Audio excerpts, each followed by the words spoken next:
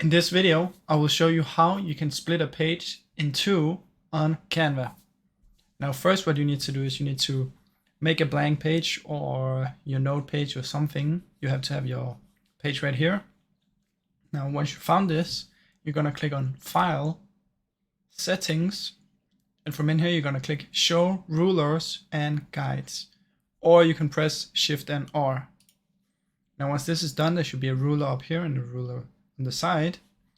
Now, click and drag the ruler just like this until you find the middle, and you can easily find it because it's gonna lock into place and turn pink, as you can see right here. Do the same on the other side until it turns pink in the middle right there. It will also do it on these checkpoints. This is the middle, just like that.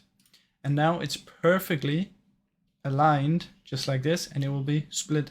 You can also remove this if you want, like this. And now there will only be 2 pages. That's basically how you do it, guys. Thank you for watching.